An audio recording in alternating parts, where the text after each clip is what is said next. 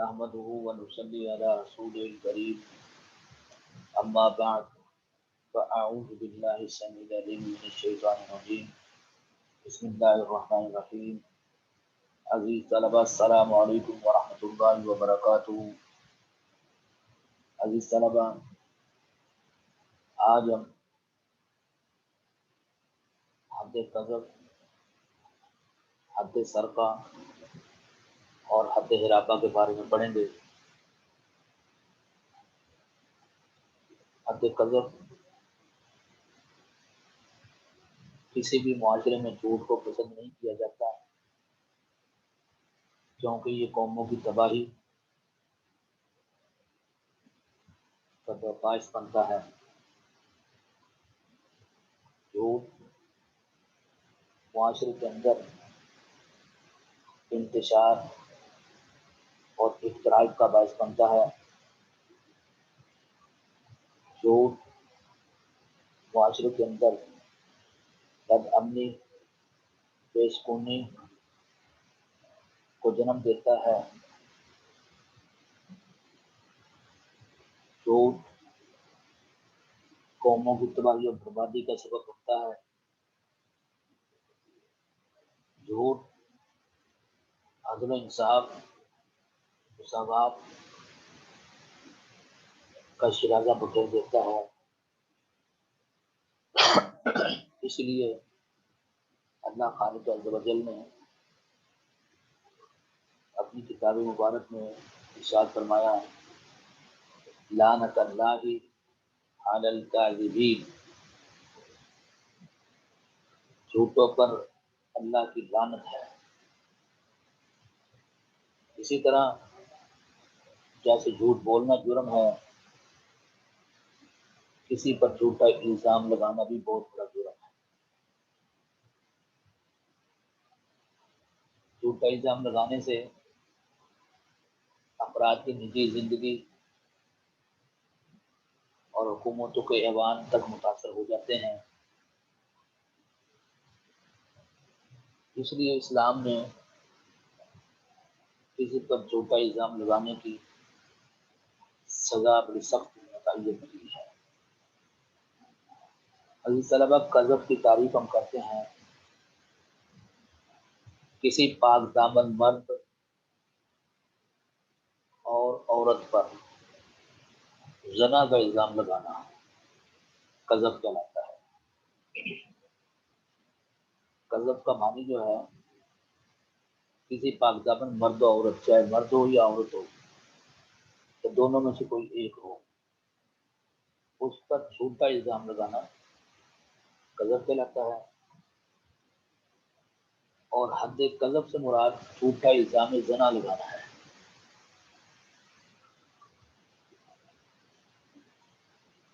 قذف کی سزا قرآن کریم اور فرقان حمید کے اندر اللہ رب العزت نے سورہ نور آیت نمبر 4 کے اندر بیان فرمائی ہے۔ ارشاد ربانی ہے، اعوذ باللہ من الشیطان الرجیم والذین یرمون المحصنات ثم لم یاتوا باربعۃ شہداء فاجلدوہم 80 جلدہ ولا تقبلوا لهم شہادۃ ابدا وَأُولَئِكَ هُمُ الْفَاسِقُونَ۔ اور جو لوگ پاک دامن عورتوں پر تہمت زنا لگاتے ہیں، پھر وہ 4 گواہ پیش نہ کر سکیں، ان کو 80 کوڑے لگاؤ اور ان کی گواہی ہمیشہ کے لیے قبول نہ کی جائے، اور یہی لوگ فاسق ہیں۔ اس طلبہ اس آیت مبارکہ کے اندر مومن مرد و عورت پر تہمت زنا لگانے کی 3 سزائیں بیان کی گئی ہیں۔ نمبر 1، فجلدوہم 80 جلدہ، ان کو 80 کوڑے لگائے جائیں۔ نمبر 2، ولا تقبلوا لهم شہادۃ ابدا، ان کی شہادت ہمیشہ کے لیے مردود ہوگی۔ اور نمبر 3، واولئک هم الفاسقون، یہ ہمیشہ ہمیشہ کے لیے فاسق لوگ ہیں۔ عزیز طلبہ، قاذف کی شرائط، یعنی کہ جو شخص شخص تہمت زنا لگا رہا ہے اس کی شرائط کیا ہے؟ الزام لگانے والا عاقل اور بالغ ہو، یعنی کہ عقل و شعور اور فہم ادراک رکھتا ہو اور بالغ ہو، سمجھدار ہو، اور نمبر 2 وہ نشے کی حالت میں نہ ہو۔ نمبر 3 الزام لگانے والا آزاد ہو،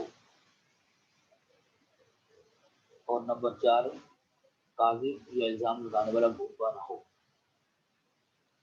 اگر ان شرائط میں سے کوئی بھی شرط مفقود ہوگی، پوری نہ ہوگی، تو پھر حد قذف لاگو نہیں ہوگی۔ اب مکذوب یعنی کہ جس پر الزام لگایا گیا ہے اس کی بھی کچھ شرائط ہے۔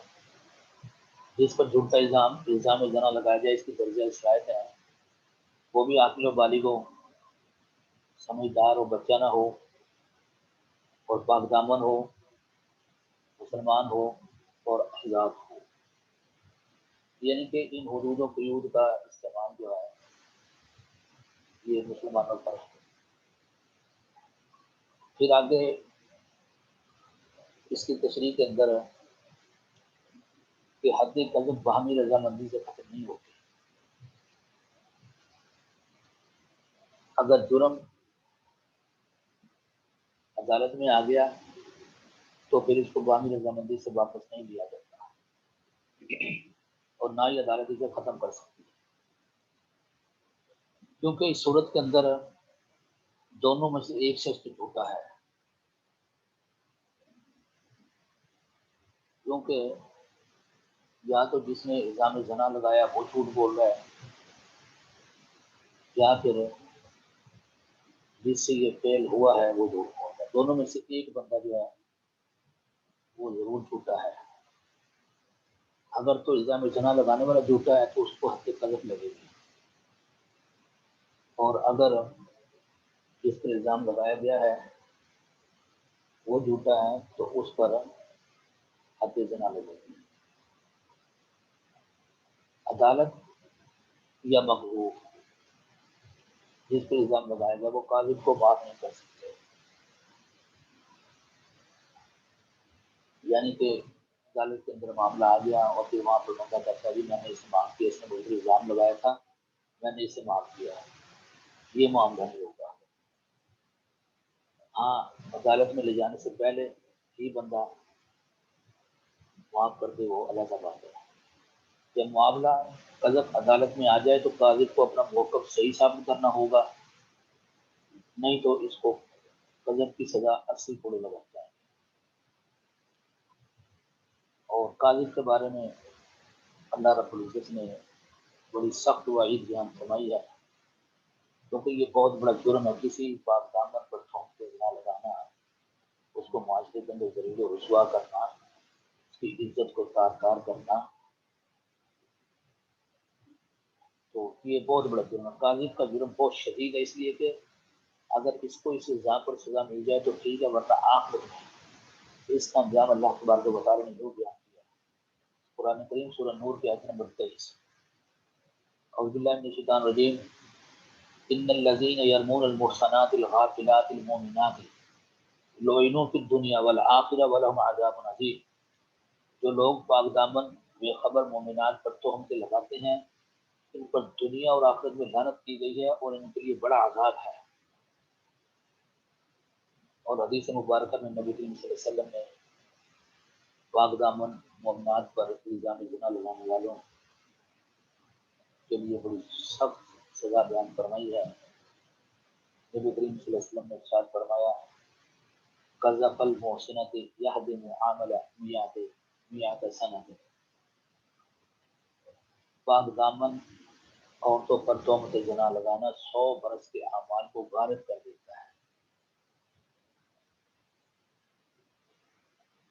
تو عزیز طلبہ یہ مختصر سی تفاصیل جو ہیں حد قذف کے بارے میں تھی۔ قذف کیا ہے کہ کسی پاک دامن مرد عورت پر تہمت زنا لگانا۔ اب جس نے تہمت زنا لگائی ہے اس کو 4 گواہ پیش کرنے پڑتے ہیں۔ اگر تو وہ 4 گواہ پیش کر دیتا ہے جنہوں نے اس فعل کو واقعی بکامی ہوش و آواز دیکھا ہے، تو پھر مخزوم جس پر تہمت زنا لگائی گئی ہے اس کو حد زنا لگے گی۔ اور اگر وہ 4 گواہ پیش نہیں کر سکتا تو پھر اس کو سزا ملے گی۔ لیکن یہاں پر ایک اور نقطہ ہے کہ اگر واقعی جرم کیا گیا ہے اور گواہ 4 موجود نہیں ہیں، لیکن medical report, D N A test یا دیگر ثبوت یہ بات ظاہر کرتے ہیں کہ فعل واقعی سرانجام دیا گیا ہے، سرزد ہوا ہے، تو اس پر پھر عدالت عالیہ حد کو ثابت کرتے ہوئے تعزیر لاگو کرے گی، اور تعزیر کے سلسلے میں قاضی عدالت کو یہ اختیار حاصل ہے کہ وہ جرم کی نوعیت اور حالات و واقعات کو دیکھ کر جو بھی سزا نافذ کرے گا تو وہ جائز ہوگی۔ اس صورت میں بھی قاضی بچ جائے گا۔ تو یہ مختصر سی تشریح و تعریف جو تھی یہ حد قذف کے بارے میں تھی۔ اگلا ہمارا ٹاپک آج کا حد سرقہ۔ ابھی طلبہ سرقہ کی تعریف فقہائے اسلام نے کچھ اس طرح بیان کی ہے: کسی عاقل و بالغ شخص کا خفیہ طور پر کسی شبہ کے بغیر کسی دوسرے شخص کا ایسا مال لے لینا جو ہاتھ کاٹنے کے نصاب کے برابر ہو، کسی معقول مقام پر ہو، مالیت رکھتا ہو اور جلد خراب ہونے والا نہ ہو۔ یعنی کہ یہ ڈیفینیشن وہ ہے کہ جس پر قطع ید یعنی کہ ہاتھ کاٹنے کی سزا کا نفاذ ہوگا۔ اس تعریف کے روح سے اگر اس میں سے کوئی بھی شرط جو ہے مثلا عاقل و بالغ شخص نہیں ہے، مجنون ہے، نابالغ یا بچہ ہے، پاگل ہے، تو لہٰذا اس پر یہ حد لاگو نہیں ہوگی۔ تو اس کے مختلف شرائط ہیں، ان کے بارے میں ہم دیکھتے ہیں۔ شرائط سرقہ، اس تعریف کے مطابق کچھ شرائط ایسی ہے جن کے پورا ہونے کے ہوئے بغیر حد سرقہ جاری نہیں کی جا سکتی۔ وہ شرائط درمیان ہیں: نمبر 1، چور عاقل و بالغ ہو۔ نمبر 2، چوری شدہ چیز جو ہے مالیت رکھتی ہو۔ نمبر 3، مال مسروقہ کی مالیت قطعیت تک پہنچی ہو۔ مال مسروقہ جو مال چوری ہوا ہے، مال مسروقہ معقول مقام پر ہو، انڈر لاک اینڈ کی ہو، یا اس کو پہرے دار متعین ہو۔ چور مال خفیہ طور پر لے جائے، چھپا کر لے جائے، سب کے سامنے اٹھا کر نہ لے جائے، اور شبہ کے بغیر مال لے جائے۔ اب ان 6 نکات کی مختصر تشریح: حد سرقہ کے نفاذ کے لیے ضروری ہے کہ چوری کرنے والا عاقل و بالغ ہو، کیونکہ نابالغ، مجنون، بچوں وغیرہ پر حد جاری نہیں ہوتی، قیمتیں ان پر تعزیر لاگو ہوتی ہے۔ یعنی کہ اگر کسی بچے نے چوری کی ہے یا کسی مجنون نے کی ہے تو آئندہ کے لیے اس کو جرم سے روکنے کے لیے اس کو حد تو نہیں لاگو ہوگی، لیکن تعزیر لاگو ہوگی۔ تعزیر قاضی کے ثوابی کی اختیار ہے کہ جو جرم کی نوعیت، حالات و واقعات اور مجرم کی نوعیت کو دیکھتے ہوئے سزا دے گا، تاکہ آئندہ کے لیے مجرم جو اس قسم کے فعل کا دوبارہ ارتکاب نہ کرے۔ چوری شدہ چیز جو مالیت رکھتی ہو، یعنی کہ مال مسروقہ ایسی چیز ہو، مالیت رکھتی ہو مراد قیمتی ہو۔ معمولی چیز کا اٹھا لینا چوری نہیں ہے۔ معمولی چیز کا اٹھا لینا ایسی چوری نہیں ہے کہ جس پر ہاتھ کاٹا جائے۔ ویسے چوری کا نقاب کی لاکھ کی چوری چوری ہے، لیکن لاکھ کی چوری پر جو ہے وہ تعزیر ہوگی، اور لاکھ کی چوری پر جو ہے وہ حد ہوگی۔ حضرت ام المومنین حضرت عائشہ صدیقہ رضی اللہ تعالیٰ عنہ فرماتی ہیں: لم یکن یقطع علی عہد النبی صلی اللہ علیہ وسلم فی شیء تافہ۔ نبی کریم صلی اللہ علیہ وسلم کے عہد میں معمولی چیز کی چوری پر ہاتھ کاٹا جاتا ہے۔ یعنی ہاتھ نہیں کاٹا جائے گا لیکن اور سزا دی جا سکتی ہے۔ لہٰذا حضرت امام ابو حنیفہ حضرت امام ابو حنیفہ رحمۃ اللہ علیہ کے نزدیک ترکاریاں، سبزیاں، پھل، گوشت، پکا ہوا کھانا، غلہ جس کا بھی کھلانا کیا گیا ہو، کھیل اور تماشی آلات وغیرہ وہ چیزیں ہیں جن کی چوری پر قطعیت کی سزا دیتے ہیں، چاہیے مہنگی بھی ہیں جتنی بھی ہیں۔ اس جنگل میں چرتے ہوئے جانوروں کی چوری اور بیت المال کی چوری میں بھی قطعیت کے قائل نہیں ہے۔ دوسرے مکرام نے بھی بات چیزوں کو اس حکم سے مستثنا قرار دیا ہے، لیکن اس کا مطلب یہ نہیں ہے کہ ان کی چوری پر سرے سے کوئی سزا نہیں ہے، بلکہ اس کا مطلب یہ ہے کہ ان جرائم میں ہاتھ نہیں کاٹا جائے گا، یعنی کہ حد لاگو نہیں ہوگی، تعزیر ہوگی۔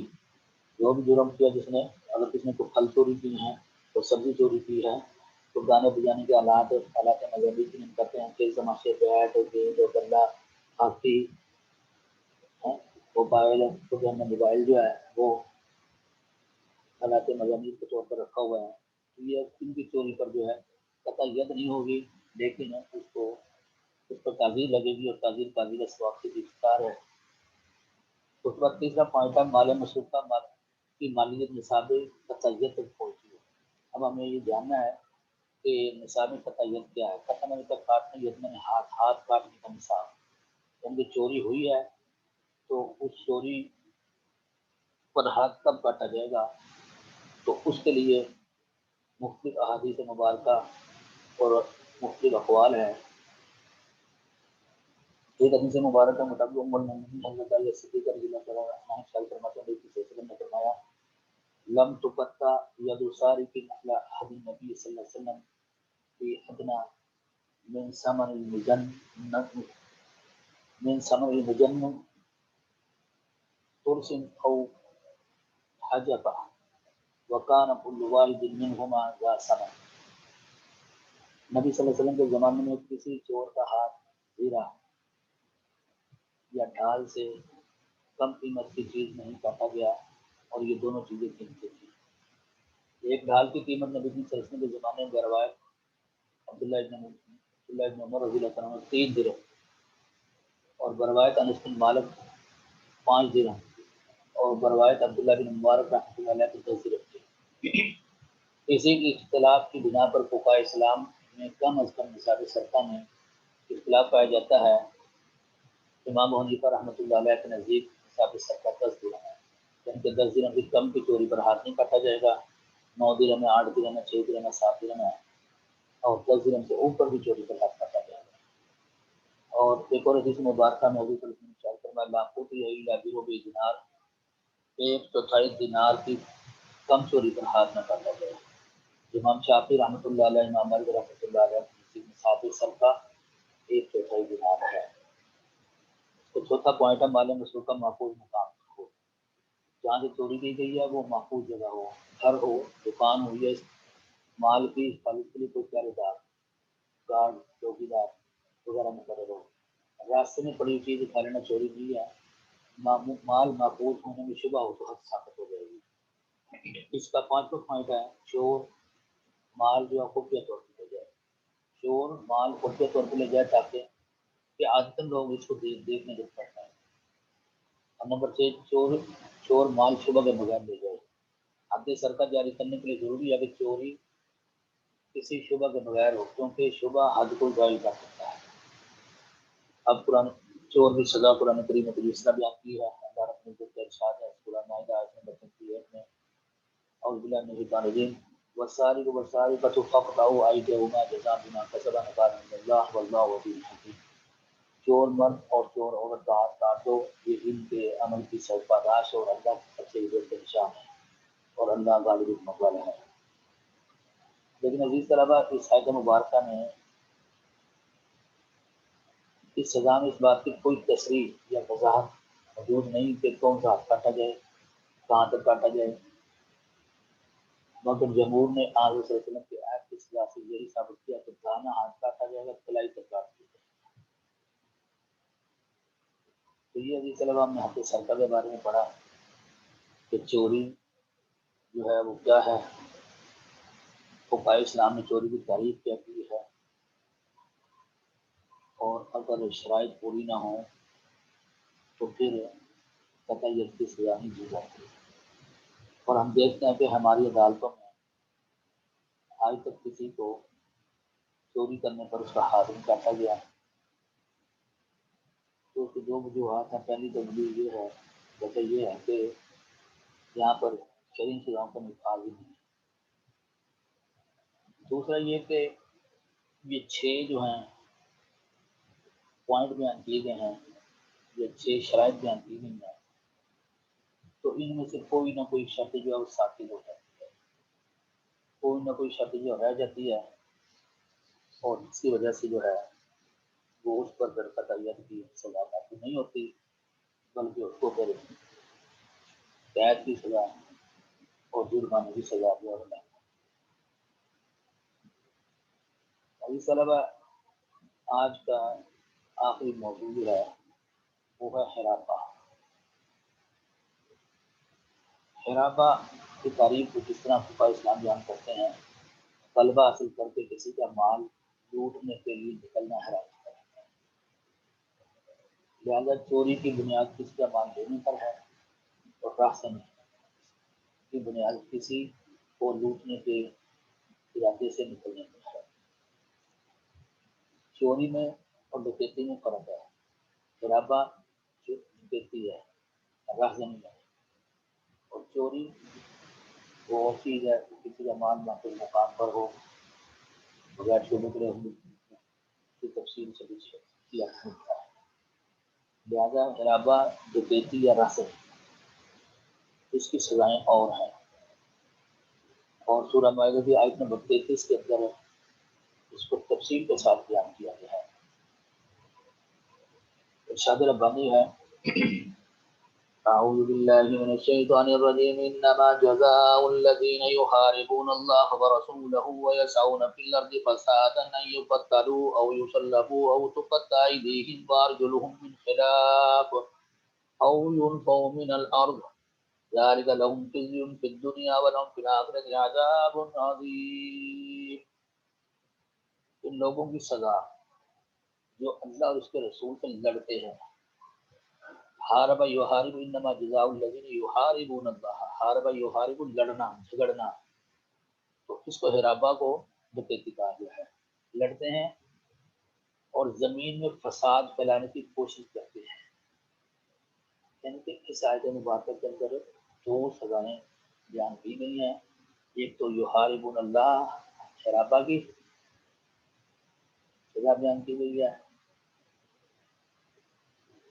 اور دوسری وَيَسْعَوْنَ فِي الْأَرْضِ فَسَادًا، زمین میں فساد برپا کرتے ہیں، فساد فی الارض کی سزا بیان کی گئی ہے۔ چونکہ ہم حرابہ پڑھ رہے ہیں تو پہلے حرابہ کے بعد تصدیق کریں گے کہ ان لوگوں کی سزا جو اللہ اور اس کا رسول صلی اللہ علیہ وسلم لڑتے ہیں، یہاں پر اللہ اور رسول صلی اللہ علیہ وسلم لڑنے سے مراد ڈکیتی ہے، راہزنی ہے، اور زمین میں فساد پھیلانے کی کوشش کرتے ہیں، اس سے مراد فساد فی الارض ہے۔ سوائے اس کے کچھ نہیں کہ وہ قتل کر دیے جائیں، نمبر 1 یقتلوا، ان کو قتل کر دیا جائے، او یصلبوا، یا ان کو سولی پر لٹکا دیا جائے، یا ان کو پھانسی پہ چڑھا دی جائے، او تقطع ایدیہم وارجلہم من خلاف، یا مخالف سمت کے ان کے ہاتھ اور پاؤں کاٹ دیے جائے، او ينفوا من الارض، یا ان کو جلا وطن کر دیا جائے۔ یہ تو ان کے لیے دنیا میں رسوائی ہے اور آخرت میں ان کے لیے بہت بڑا عذاب ہے۔ چنانچہ مندرجہ بالا آیت مبارکہ کی روشنی میں حرابہ کی 4 سزائیں بنتی ہیں جو جرم کی نوعیت کے اعتبار سے لاگو ہوتی ہیں، وہ سزائیں نظیر ہیں۔ نمبر 1 یقتل، ان کو قتل کر دیا جائے، نمبر 2 یصلب، ان کو پھانسی دے دی جائے، نمبر 3 ان کے مخالف سمت کے ہاتھ اور پاؤں کاٹ دیے جائیں، اور نمبر 4 ان کو جلا وطن کر دیا جائے، اور کچھ روایت کے مطابق ان کو قید کر دی جائے جب تک وہ توبہ نہ کرتا ہے۔ اس طرح یہ 4 سزائیں بیان کی گئی ہیں، تو اب دیکھنا یہ ہے کہ کس صورت کے اندر کون سی سزا جو ہے وہ نافذ کی جا سکتی ہے۔ حرابہ راہزنی ڈکیتی کی سزا کے تعین کے بارے میں خلیفہ کے پاس اختیار ہے کہ وہ صورت حال اور جرم کی نوعیت کے مطابق کوئی سزا چاہے دے سکتا ہے۔ خلیفہ ایک یا ایک سے زائد سزائیں بھی جاری کر سکتا ہے۔ اب راشن کی مختلف صورتیں اور ان کی سزائیں، 4 کیسز بنیں گے جو 4 سزائیں بیان کی گئی ہیں۔ تو سب سے پہلے ہے کہ لوگوں کو مغلوب کر کے مال لوٹنے کے لیے نکلنا، دہشت پھیلانا، لیکن کسی کو نہ قتل کرنا نہ مال لوٹنا۔ کوئی شخص تو ہے وہ غلبہ سے کر کے یعنی کہ اس کا لے کر جو ہے اتنی یہ سے نکلا ہے تو لوگوں کا مال لوٹے گا اور قتل بھی کر سکتا ہے، لیکن ابھی اس نے نہ تو کسی کو لوٹا ہے اور نہ ہی قتل کیا ہے، بلکہ وہ پولیس کے ہاتھوں چڑھ گیا ہے، گرفتار ہو گیا ہے اور معاملہ حد میں پہنچ گیا ہے۔ تو اس صورت میں قاضی صاحب جو ہیں، جج صاحب جو ہیں، ایسے راجن کو اس وقت تک بیعت کرتے گا جب تک وہ اس کے دوسرے توبہ نہ کرے، یا پھر آیت کے مطابق اور یونفو من الارض، ایسے لوگ جو زمین کے اندر جو ہے لوگوں کو لوٹتے ہیں، جیسے جلدی پلانے کے لیے نکلتے ہیں، تو ان کو جو ہے وہ جلا وطن کر لیتے ہیں اور یونفو من الارض، ان کو جلا وطن کر دیتے ہیں۔ قید کی بھی سزا ہے، یہ بھی کیا جا سکتا ہے، یا پھر جلا وطن بھی کیا جا سکتا ہے۔ تو پہلا کیس تھا کہ غلبہ حاصل کر کے لوگوں کا مال لوٹنے کے لیے نکلے، لیکن نہ تو کسی کا مال لوٹ سکے نہ ہی کسی کو جو ہے وہ قتل کیا ہے۔ تو اس صورت کے اندر پکڑے گئے ہیں تو پکڑے جانے کی صورت کے اندر جو ہے وہ قید کر دیا جائے گا، تا وقت وہ توبہ کر لیں یا دوسری جگہ جلا بتا دیتے تو آج کل کے دور میں ممکن نہیں ہے، تو پھر یہ انتظار کیا جائے۔ نمبر دوسرا کیس کہ لوگوں کو مغلوب کر کے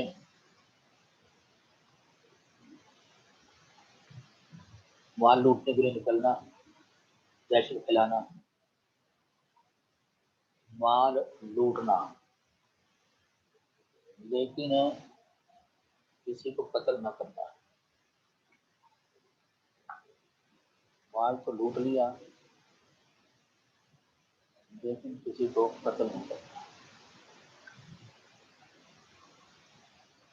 اس صورت کے اندر اب جو مال لوٹا ہے اس کی مالیت کا اندازہ لگایا جائے گا، ٹھیک ہے جی، اور جتنے بھی لوٹنے والے ہیں، ایک راجن ہے، 2 ہیں، 3 ہیں، ہر ایک کے حصے میں 10 درہم امام ابو حنیفہ کے نزدیک اور 3 درہم، یا 1/4 دینار دیگر علماء کے نزدیک آئے تو راسن کا ایک ہاتھ اور مخالف سمجھ کا پاؤں کاٹ دیا۔ اگر تو پیٹ 3 ہے اور انہوں نے کچھ پیسے چھینے ہیں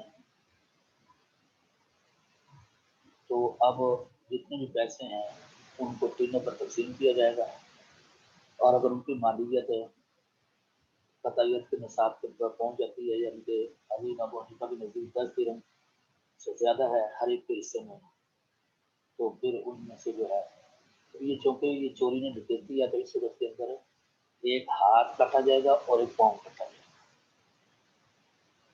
چوری میں تو صرف ہاتھ ہی کاٹنا تھا نا، لیکن یہاں پر چونکہ ڈکیتی ہے تو ڈکیتی کی صورت کے اندر ایک ہاتھ اور ایک پاؤں کاٹا جائے گا، اور اگر ہر ایک کے حصے میں 10 درہم سے کم آتے ہیں تو پھر ہاتھ نہیں لاگو ہوگی بلکہ تازی لاگو ہوگی۔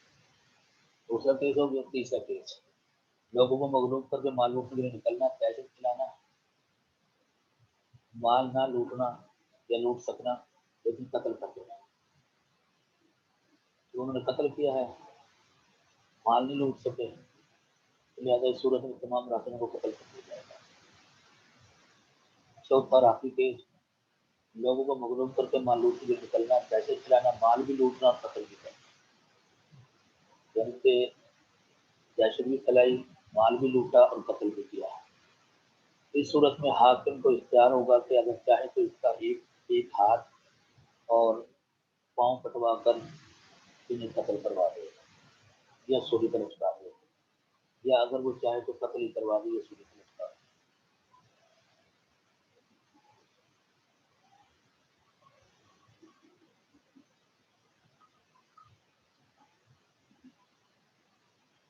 تو اس طریقے سے حد حرابہ کی یہ 4 سزائیں بیان کی گئی ہیں۔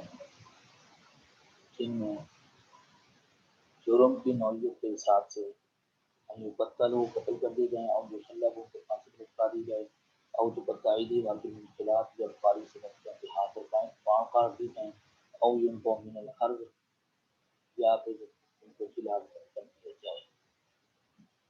تو طلبا آج کے اس مختصر سے لیکچر میں ہم نے حد قلب، حد سربا اور حد حرابہ کے بارے میں پڑھا ہے۔ امید ہے کہ آپ کو سمجھ آتی ہوگی۔ انشاءاللہ اگلے لیکچر میں حد العام اور حد اقتدار، حد قمر اور دیگر حدود کے بارے میں بات ہوگی۔ السلام علیکم ورحمۃ اللہ وبرکاتہ۔